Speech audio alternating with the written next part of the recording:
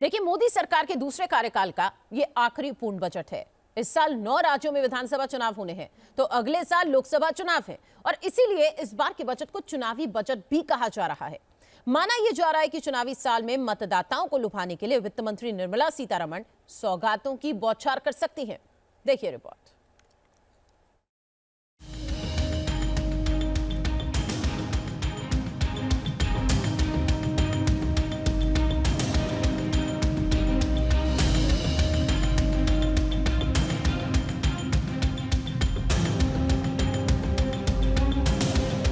मोदी सरकार का ये कुल 11वां बजट और 10वां पूर्ण बजट है और आजादी के अमृत महोत्सव के बीच पेश किए जाने वाले इस बजट को अमृत काल का बजट नाम दिया गया है। वित्त मंत्री निर्मला सीतारमण ने पहली बार साल 2019 में केंद्रीय बजट को पेश किया था और जब वो 5वीं बार बजट पेश करेंगे तो वो तोहफे से भरा हो सकता है। बजट से महिलाओं की उम्मीद, किचन के बढ़ते खर्च और रसोई गैस सिलेंडर की बढ़ती कीमतों से परेशान महिलाएं राहत देने की मांग कर रही हैं। वित्त मंत्री जी से यही अनुरोध कर रहे हैं हम लोग हैं कि बजट को कम से कम करें। हम लोगों को बजट में बहुत परेशानियां हो रही हैं। आटा, गैस सिलेंडर, दाल, चावल, हर चीज़ में हम लोगों को बहुत परेशानी हो रही।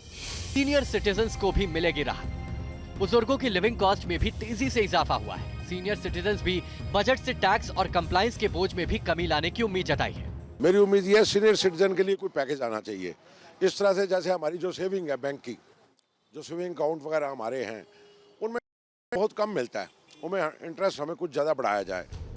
एक तरफ वित्त मंत्री के कंधों पर आम जनता को महंगाई की बोझ से मुक्ति दिलाने की चुनौती है, तो दूसरी ओर भारत को $5 ट्रिलियन की इकोनॉमी बनाने के प्रधानमंत्री नरेंद्र मोदी के सपने को साकार करने की भी चुनौती है। आज ऐसे अनेकों टैक्स पेयर मुझे खुलकर चिट्ठी लिख रहे हैं।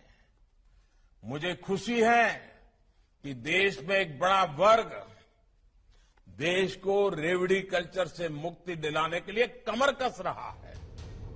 सीमा पर चीन और पाकिस्तान से बढ़ते खतरे को देखते हुए सरकार का इस बजट में सेना के आधुनिकीकरण पर ज्यादा जोर होगा।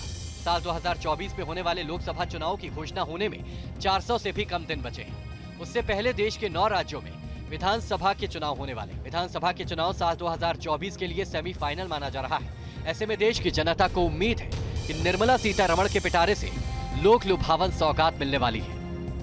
23-24 का बजट है, इसमें ये उम्मीद की जाती है कि सरकार के सामने सबसे बड़ी जो चुनौती है वो अर्थव्यवस्था में सुस्ती को देखकर, पूरी विश्व में भी सुस्ती का दौर चल रहा है, आर्थिक ग्रोथ को कैसे बढ़ाया जाए, विकास की गति को कैसे आगे बढ़ाया जाए। मेरा मानना है कि सरकार खेती को तरजीह देगी।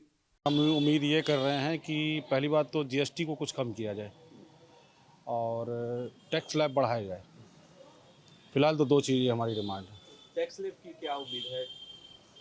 भाई 5 लाख से उसको बढ़ा के कम से कम 7-8 लाख किया जाए। आने वाला है, उससे अपेक्षाएं तो हम गृहिणियों को क्या सभी आम आदमियों को हैं कि बजट हमारे लिए बेहतर आना चाहिए, क्योंकि महंगाई क्या है कि आसमान छूती जा रही है, तो उस पर वित्त मंत्री जी को ध्यान देना चाहिए।